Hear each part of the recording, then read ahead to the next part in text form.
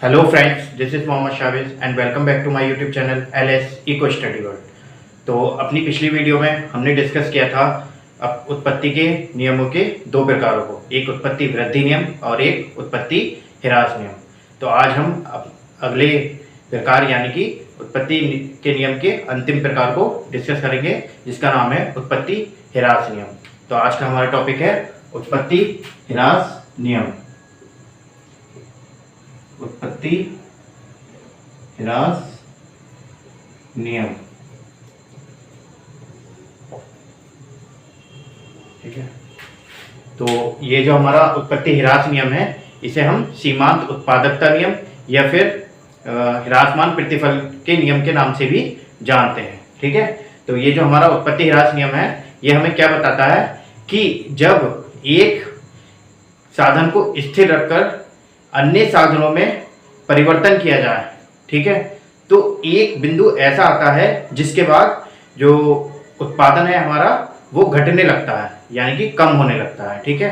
तो उस बिंदु के बाद जो हमारा उत्पादन है वो ह्रासमान स्थिति में आ जाता है। इसलिए इस स्थिति को हम क्या कहते हैं, उत्पत्ति ह्रास नियम।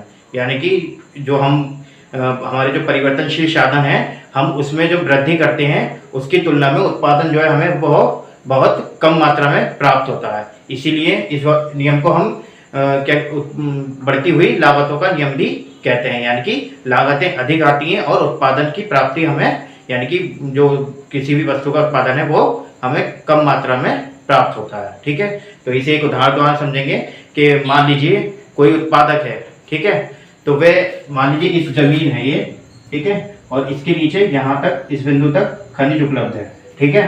तो अब यहाँ जैसे ऊपर है ये इस पृथ्वी के पास है तो ज़्यादा है, और जैसे जैसे ये नीचे जाती जाएगी तो उसमें खनिज की मात्रा कम होती जाएगी, ठीक है। और उसके बाद लास्ट में एक बिंदु ऐसा आएगा जहाँ ये बिल्कुल खत्म हो जाएगी, ठीक है।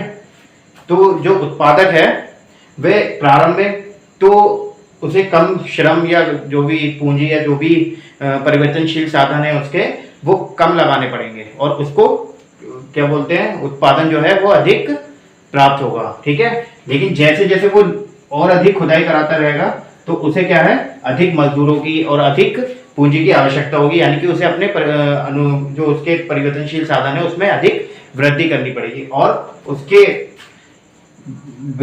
विपरीत क्या होगा कि जो उत्पादन उसे यहाँ इतना ज्यादा मिल रहा था कम श्रम पे, और वो जैसे जैसे अधिक खुदाई कराएगा उसके साधनों में तो अधिक वृद्धि होगी, लेकिन जो उसे प्राप्त होने वाला उत्पादन है वो घटता जाएगा, और घटते घटते एक ऐसा बिंदु आएगा जहां पर ये उत्पादन बिल्कुल शून्य हो जाएगा। और शून्य के बाद यदि वे फिर उसको लगातार कराता है तो उसे कोई किसी भी प्रकार का उत्पादन प्राप्त नहीं होगा, बल्कि उसके केवल श्रम और जो वो पूंजी लगा रहा है वह एक तरीके से कह सकते हैं वेस्ट जाएगी, और उसे माइनस में जैसे कह सकते हैं हम उत्पादन प्राप्त होगा, ठीक है। तो ये जो स्थिति होती है हमारी वो क्या कहलाती है, उत्पत्ति ह्रास नियम। यानी कि एक बिंदु के बाद जब उत्पादन माइनस में पहुंच जाए, यानी कि श्रम में वृद्धि करने पर उत्पादन में कोई वृद्धि ना हो, तो ऐसी स्थिति हमारी क्या कहलाती है, उत्पत्ति ह्रास नियम की स्थिति कहलाती है, ठीक है। तो अब हम देखेंगे उत्पत्ति ह्रास नियम की कुछ मान्यताओं को, क्योंकि इस नियम के लिए कुछ मान्यताएं मानकर चलते हैं हम। तो हम देख लेते हैं इसकी मान्यताओं को, ठीक है। तो अब हम देखेंगे उत्पत्ति ह्रास नियम की मान्यताओं को, ठीक है। तो उत्पत्ति ह्रास नियम की हमारी सबसे पहली मान्यता है, एक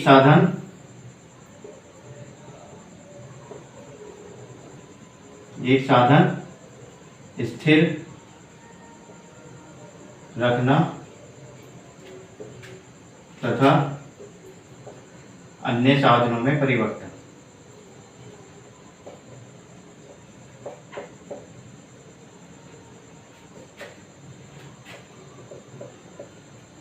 में परिवर्तन।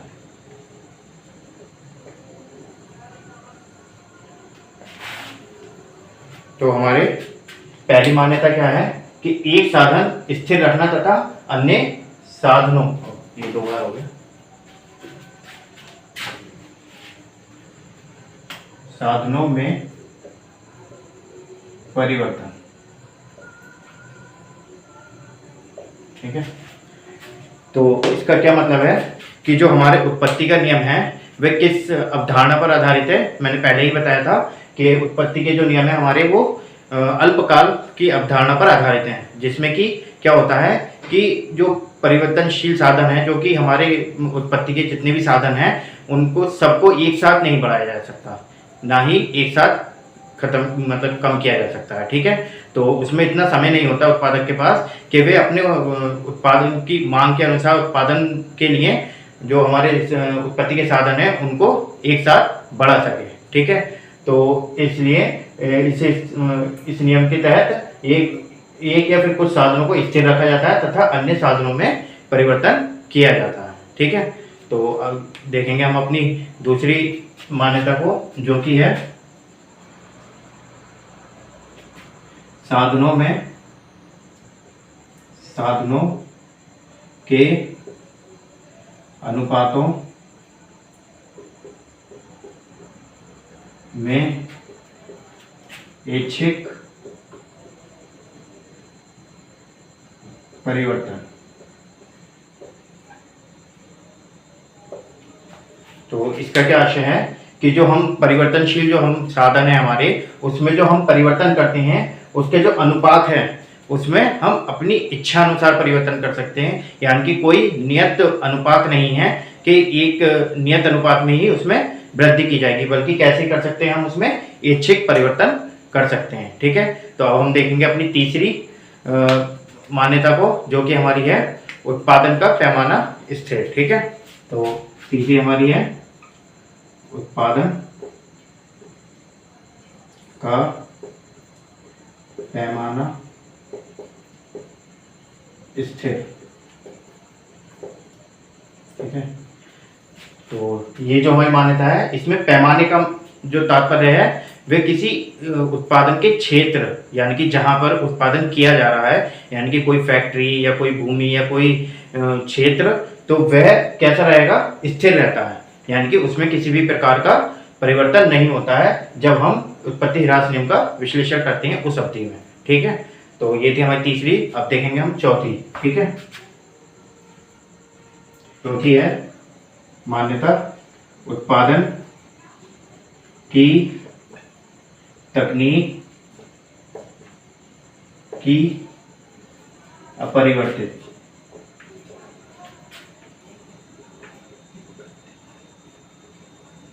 ठीक है।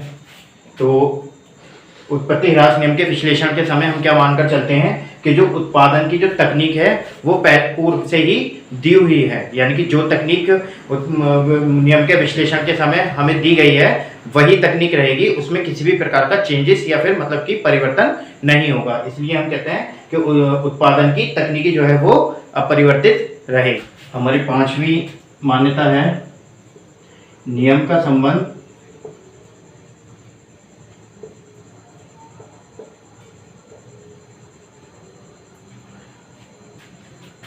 मूल्य से न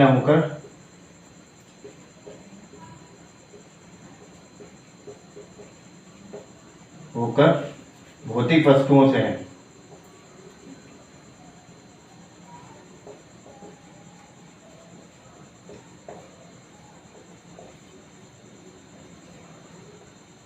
ठीक है। तो इसका क्या मतलब है, जो हमारा उत्पत्ति ह्रास नियम है उसका संबंध वस्तु के मूल्य से न होकर के किससे है, बल्कि वस्तु की जो भौतिक मात्रा है, यानी कि जो उत्पादन की मात्रा है उससे इसका संबंध होता है। तो उत्पत्ति ह्रास नियम की जो हमारी ये मान्यता है ये क्या कहती है कि जो नियम है हमारा उत्पत्ति ह्रास नियम, वे वस्तुओं के मूल्य से संबंधित नहीं है बल्कि वस्तुओं की उत्पादित मात्रा से संबंधित है। ठीक है। तो ये थी हमारी कुछ मान्यताएं जो कि उत्पत्ति ह्रास नियम के विश्लेषण के लिए आवश्यक होती हैं। तो अब हम इसको एक ग्राफ और चार्ट के द्वारा समझने का प्रयास करेंगे कि उत्पत्ति ह्रास नियम कैसे कार्य करता है या फिर इसकी कौन कौन सी स्थितियां हैं। यानी कि इसकी 3 स्थितियां होती हैं। पहली हमारी बढ़ते प्रतिफल की स्थिति, दूसरी स्थिर प्रतिफल की और तीसरी ह्रासमान प्रतिफल की स्थिति। तो देखेंगे हम इसको इस तीनों अवस्थाओं को। तो इसको रफ कर लेते हैं। तो ये हमारी उत्पत्ति ह्रास नियम की टेबल, यानी कि इसको हम एक इस तरह से एक टेबल बनाएंगे इसको समझने के लिए। तो टाइम कम की वजह से मैंने इसको पहले ही बना लिया है। तो इसमें हम कितने 6 कॉलम बनाएंगे, ठीक है, और रो आप अपने हिसाब से बना सकते हैं। मैंने एग्जाम्पल के तौर पे 10 रोज लिए हैं, ठीक है।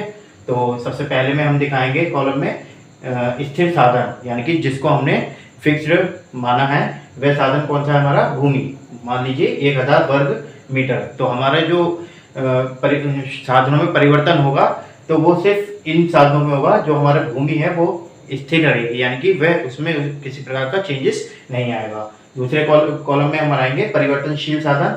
तो हमने यहाँ 2 लिए हैं, श्रम और पूंजी, बाकी अन्य भी हो सकते हैं, ठीक है। और तीसरा हमारा कुल उत्पादन, यानी कि टोटल प्रोडक्शन, जिसे हम टीपी कहते हैं। और इसके बाद औसत उत्पादन, एवरेज प्रोडक्शन, यानी कि एपी जिसे कहते हैं। उसके बाद सीमांत उत्पादन और मार्जिनल प्रोडक्ट्स जिसे कहते हैं हम एमपी, ठीक है। और लास्ट में हम एक स्थिति का कॉलम बना लेंगे जिससे हमें ये डिफाइन कर सकें कि कहाँ तक कौन सी स्थिति होती है इस नियम के अनुसार, ठीक है। तो सबसे पहले मान लीजिए हमने ये हमारा भूमि का जो हमारा स्थिर साधन है वो समान रहेगा।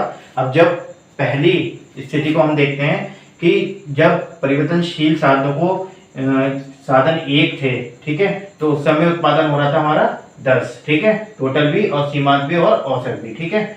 और जैसे ही हमने बढ़ाया 2 तो वो हो गया 15 और 25, ऐसे ही 3 पे हो जाएगा 25 और 50, ठीक है। तो हमने देखा कि जब परिवर्तनशील साधनों में परिवर्तन किया गया तो इन 3 बिंदु तक, यानी कि इस तीसरे बिंदु तक हमने क्या देखा कि जो हमारा सीमांत उत्पादन है वह भी बढ़ रहा है और औसत उत्पादन है वो भी बढ़ रहा है और जो टीपी है यानी कि कुल उत्पादन है वो भी बढ़ रहा है। तो इसलिए यहाँ इस पॉइंट से लेकर यहाँ तक की स्थिति को हम क्या कहेंगे, बढ़ते औसत प्रतिफल की अवस्था, यानी कि ये हमारी पहली स्थिति कहलाती है। जैसे कि यहाँ लिखा हुआ है बढ़ते प्रतिफल की अवस्था। यहाँ देख सकते हैं आप कि 10 से 15 हुआ और 15 से 25, ठीक है, ये बढ़ रहा है। ऐसे ही ये 10 से 12.5 और फिर 16.66, तो ये भी बढ़ रहा है। और कुल उत्पादन 10 से 25 और फिर 25 से 50, तो ये तीनों ही बढ़ रहे हैं, ठीक है। तो ये हमारी पहली स्थिति होती है। अब इसके बाद देखेंगे हम, जैसे ही इसके बाद हमने फिर साधनों में परिवर्तन किया तो क्या हुआ कि जो अब हमारा सीमांत उत्पादन था वो क्या होने लगा, घटने लगा, ठीक है। तो देखिए 25 से 22 हो गया और 22 से 18 और 18 से 8 पर आ गया, ठीक है। तो ये हमारा कैसा हो गया, घटता हुआ, ठीक है। लेकिन सीमांत उत्पादन जो है वो भी घट रहा है, लेकिन इससे कम तुलना में, ठीक है। जैसे 18 से फिर 18 हुआ और उसके बाद 16.33। और इसी तरह जो हमारा कुल उत्पादन है यानी कि जो टोटल प्रोडक्शन है हमारा वह बढ़ता है इनकी तुलना में। ये तो बढ़ रहा है लेकिन ये भी कैसे, घटती हुई दर से बढ़ रहा है। घटती हुई दर का मतलब क्या है कि ये देखिए जैसे यहाँ पर अंतर ज्यादा था, 25 से 50 में अंतर 25 का था, ठीक है, ऐसे ही इसमें भी अंतर ज्यादा था। लेकिन अब जब हम इस स्थिति को देखें कि 90 से 98 और 98 से फिर 98, ठीक है, तो ये अंतर जो है वो घटता हुआ है। ऐसे ही इसको भी देख सकते हैं हम, ठीक है। तो ये जो हमारा अंतर है वह घटता हुआ है, बढ़ तो रहा है परंतु कम दर से बढ़ रहा है, ठीक है। तो इस सेकंड स्थिति में क्या होता है, जो हमारा सीमांत उत्पादन होता है वो घटने लगता है और औसत उत्पादन भी घटने लगता है, लेकिन जो हमारा कुल उत्पादन है वह बढ़ता है, वो भी घटती हुई दर से। तो ऐसी स्थिति हमारी क्या कहलाती है, क्योंकि सीमांत उत्पादन हमारा घट रहा है और औसत उत्पादन भी हमारा घट रहा है और कुल उत्पादन घटती हुई दर से बढ़ रहा है, तो इसलिए इस स्थिति को हम क्या कहते हैं, घटते प्रतिफल की अवस्था। यानी कि ये हमारी कौन सी स्थिति है, सेकंड अवस्था, घटते हुए प्रतिफल की अवस्था, ठीक है। इसके बाद जब हम इसके बाद भी अगर हम 7वें पॉइंट्स के बाद भी अगर हम श्रम और पूंजी वगैरह या फिर जो भी साधन है हमारे जो कि परिवर्तनशील हैं, तो अगर उसको फिर बढ़ाकर और उत्पादन करते हैं तो फिर इस स्टेप के बाद क्या होगा, जो हमारा सीमांत उत्पादन है वो क्या हो जाएगा, माइनस में पहुंच जाएगा। यानी कि यहाँ देखिए, यहाँ पर हमारा क्या था, 22 से 18 हुआ, 18 से 8 हुआ और फिर 0 हो गया। यानी कि यहाँ पर जो श्रम लगाया गया उससे उत्पादन की कोई प्राप्ति नहीं हुई, 0 हुई, ठीक है। लेकिन इस बिंदु के बाद भी अगर कोई उत्पादक अपने श्रम और साधनों को लगा करके उत्पादन कार्य कराता है तो उससे क्या होगा, उसे को किसी प्रकार का भी उत्पादन प्राप्त नहीं होगा, बल्कि वह ऋणात्मक स्थिति में पहुंच जाएगा। ठीक है, तो जैसे कि इसने उत्पादन किया तो और उसे -8 की हानि होगी। ठीक है, तो ये जो 0 से -8 और -8 से -14 और -20, तो ये जो स्थिति है हमारी सीमांत उत्पादन जो है वो घट गया, घटने के बाद 0 से भी नीचे चला गया, यानी कि वह ऋणात्मक हो गया। ठीक है, और जो औसत उत्पादन है हमारा वो भी घट रहा है, और इस स्थिति में जो हमारा कुल उत्पादन है वो भी घटने लगता है। ठीक है, तो ये हमारी कैसी स्थिति है जिसमें औसत उत्पादन तो और जो कुल उत्पादन है वह घटने लगता है, और जो हमारा सीमांत उत्पादन है वो ऋणात्मक हो जाता है। तो ये स्थिति हमारी कौन सी कहलाती है? ऋणात्मक प्रतिफल की अवस्था। ठीक है, तो ये हमारी थर्ड स्थिति है उत्पत्ति ह्रास नियम की। तो आई होप आपको ये चार्ट समझ में आया होगा।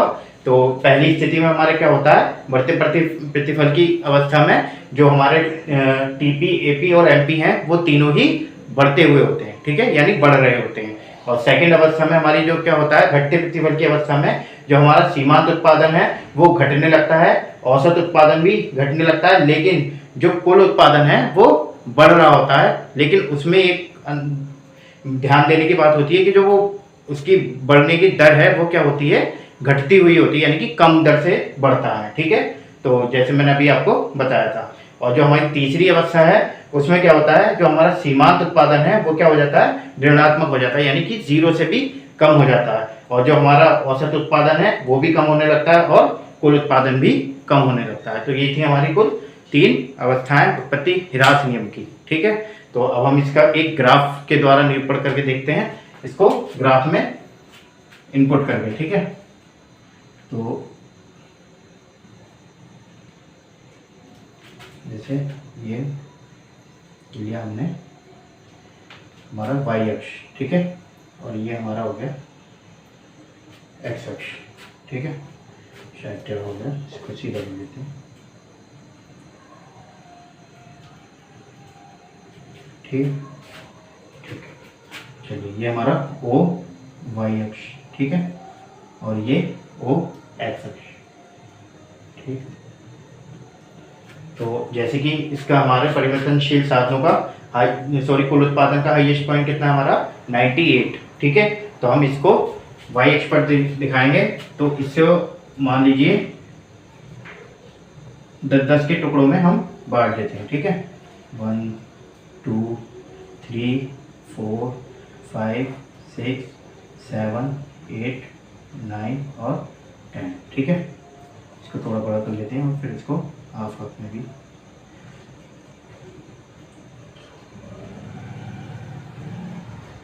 इसके बाद हम परिवर्तनशील साधन यानी कि श्रम और पूंजी को x अक्ष पर दिखाएंगे। 1 2 3 4 5 6 7 8 9, इसको थोड़ा सा बढ़ा लेते हैं, 10। ठीक है, ये हमारा हो गया x अक्ष पे। यहाँ पर क्या दिखा रहे हैं हम, परिवर्तनशील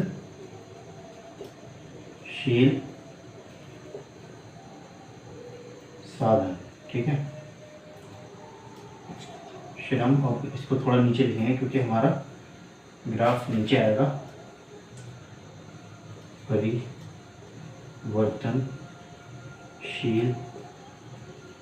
साधन हमारा हो जाएगा श्रम एवं पूंजी। ठीक है, क्योंकि माइनस में है हमारा सीमांत उत्पादन, इसलिए हम इसको नीचे की ओर भी 3 पॉइंट्स लगा लेंगे, 10 और 20। ठीक है, ये हमारा 0, यहाँ 10 20 30 40 50 60 70 80 90 और 100। ऐसे ही यहाँ पर 1 2 3 4 5 6 7 8 9 और 10। ठीक है, और यहाँ -10 और -20, क्योंकि सीमांत उपभोक्ता हमारी -20 तक है। ठीक है, तो अब हम सबसे पहले ले लेते हैं कुल उत्पादन को। ठीक है, तो पहले पॉइंट पे हमारा क्या है, 10। ठीक है, और दूसरे पे हमारा 25। तो हम इसको यहाँ देखेंगे 20 और 25 के बीच यहाँ। ठीक है, तो दूसरा हमारा हो गया यहाँ, ठीक है। तीसरे पे हमारा 50, ठीक है, तो 50 यहाँ, ठीक, तीसरा, ठीक है। चौथे पे देखेंगे हम 72, यानी कि 70 और यहाँ,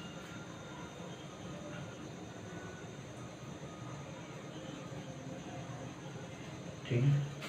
फिर 50 पे हमारा 90 है, 5 पे सॉरी 90,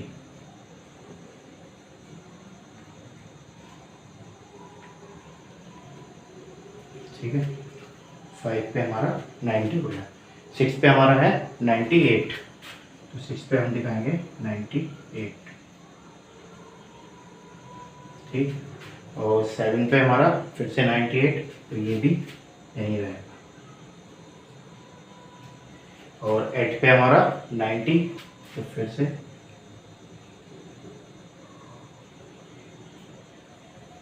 9 पे है 76, 75,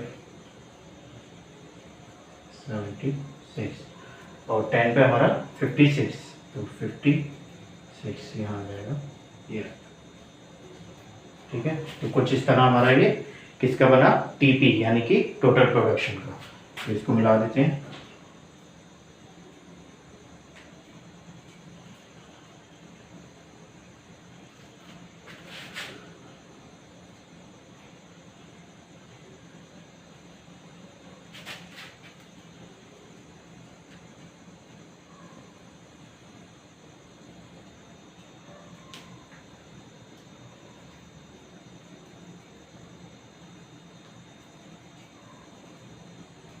ठीक है, तो ये हमारा हो गया टोटल प्रोडक्शन यानी कि टीपी। अब हम देखेंगे औसत उत्पादन को, ठीक है। तो ये हमारा पहला पॉइंट वही 10 का, दूसरा है हमारा 12.5 यानी कि दूसरे पे यहाँ, और तीसरा है हमारा 16.66 यानी कि इससे थोड़ा ऊपर, ठीक है। उसके बाद 18 यानी 20 से थोड़ा कम, तो हमारा ये आ जाएगा, ठीक है। और 5 पे है हमारा 18 ही है,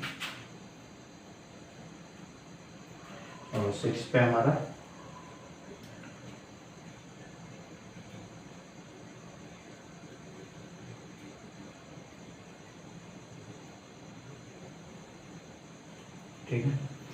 6 पे हमारा है 16.33, तो फिर कम होने लगा, तो हमारा ये आ जाएगा 16.33, और उसके बाद 14, 15 से कुछ कम, ठीक है। और उसके बाद 11.25 यानी 10 से थोड़ा सा ऊपर, ठीक। उसके बाद 8.4 और 5.6, तो 10 से थोड़ा नीचे 8.4 और 10 पे 5.6, तो ये हमारी हो गई एपी की रेखा। कौन सी, एपी,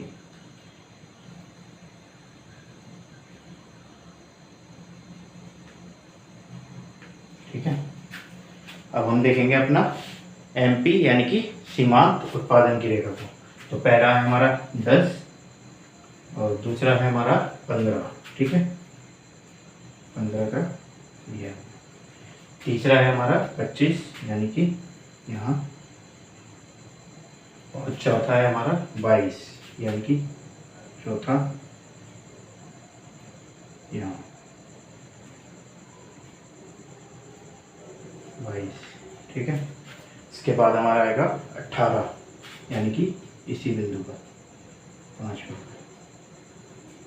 फिर 16.33, सॉरी 18 के बाद है 8, ठीक है, छठे पे 8 यानी कि 10 से कम। इसके बाद है हमारा 0, तो 7 पे हमारा हो जाएगा 0, ठीक। उसके बाद -8 यानी कि नीचे की ओर, तो -8 हमारा आएगा यहाँ। फिर उसके बाद -14 यानी कि 15 से थोड़ा कम, और फिर इसके बाद हमारा आएगा -20, तो ये आ जाएगा हमारा यहाँ, ठीक है। तो इस तरह ये हमारी हो जाएगी एपी की रेखा, सॉरी एमपी,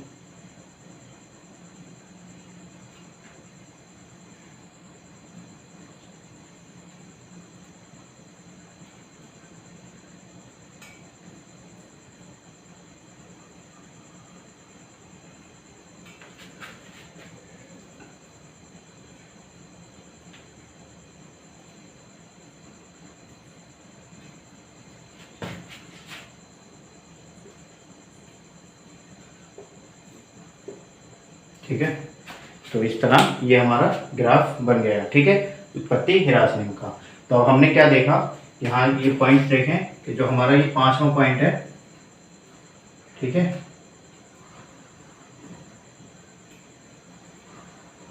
ठीक है, तो ये जो स्थिति है हमारी फर्स्ट स्थिति कहलाती है। यानी इसमें हम क्या देख रहे हैं कि एक जो हमारा टीपी है वह भी बढ़ रहा है, ठीक है, और जो हमारा एपी है वो भी बढ़ रहा है, और जो हमारा एमपी है वो भी बढ़ रहा है। ठीक है, तो ये हमारी कौन सी स्थिति है, पहली स्थिति, यानी बढ़ते प्रतिफल की स्थिति। इसके बाद हम देखेंगे कि यहाँ से एपी और जो हमारा एमपी है वो क्या होने लगा, घटने लगा। ठीक है, और लेकिन जो हमारा टीपी है यानी कि जो टोटल प्रोडक्शन है वो क्या है, बढ़ तो रहा है, लेकिन जैसे जिस गति से यहाँ बढ़ रहा था, ये दिख रहा है आपको कितना फ्लो के साथ बढ़ रहा है, लेकिन यहाँ जो बढ़ा है वो थोड़े कम फ्लो यानी कि बहुत कम दर से बढ़ रहा है। बढ़ तो रहा है लेकिन कम दर से बढ़ रहा है। तो ये स्थिति हमारी कौन सी है, घटते प्रतिफल की स्थिति, जिसमें टीपी जो है हमारा वो बढ़ रहा है लेकिन घटती हुई दर से, और जो हमारा एपी और एमपी है यानी कि मार्जिनल प्रोडक्शन और जो हमारा एवरेज प्रोडक्शन है वो क्या हो रहा है, घट रहा है। ठीक है, तो ये स्थिति हमारी क्या है, सेकंड स्थिति। तो जहां तक बढ़ रहा है उस स्थिति से, और जहां पर सीमांत उत्पादन शून्य हो रहा है हमारा यानी कि 7 पॉइंट तक, तो ये स्थिति हमारी कौन सी कहलाती है, सेकंड स्थिति, जो कि घटते प्रतिफल की, यानी कि जहां पर सीमांत उत्पादन 0 हो रहा है और जो कुल उत्पादन है हमारा वो हाईएस्ट है। ठीक है, तो वह स्थिति कौन सी हमारी 7 पॉइंट पे यहाँ देख रहे हैं आप, तो ये देखिए यहाँ 0 और यहाँ हाईएस्ट। ठीक है, तो ये हमारी कैसी है, सेकंड स्थिति। अब देखेंगे हम थर्ड स्टेज। तो इसमें हमने क्या देखा था कि जो हमारा सीमांत उत्पादन है वो क्या होने लगा, ऋणात्मक, और जो हमारा कुल उत्पादन है वो भी घटने लगा और औसत उत्पादन भी घटने लगा। ठीक है, तो ये देखिए जो हमारा एमपीए 0 था, इसके बाद क्या हुआ, ये नीचे की ओर, यानी कि जो एक्स अक्ष है उससे नीचे की ओर जा रहा है, तो यानी कि ये ऋणात्मक हो गया। ठीक है, और जो हमारा एवरेज प्रोडक्शन है वो भी गिर रहा है, क्योंकि यहाँ स्थिति देखें आप, ठीक है, और यहाँ से ये गिर रहा है। और उसके बाद हम देखें अगर कुल उत्पादन को, तो वो भी अपने हाईएस्ट पॉइंट से अब क्या होता है, गिरना शुरू हो जाता है। ठीक है, तो ये स्थिति क्या कहलाती है, हमारी ऋणात्मक प्रतिफल की अवस्था, यानी कि ऋणात्मक प्रतिफल की स्थिति। तो ये था हमारा उत्पत्ति ह्रास नियम और ये इसका विश्लेषण। तो आई होप कि आपको समझ में आया हो। तो अगर आपको ये वीडियो पसंद आई हो तो मेरे चैनल को सब्सक्राइब करें, वीडियो को लाइक करें, शेयर करें, कमेंट करें। मिलते हैं अपने नेक्स्ट वीडियो में, तब तक के लिए थैंक यू।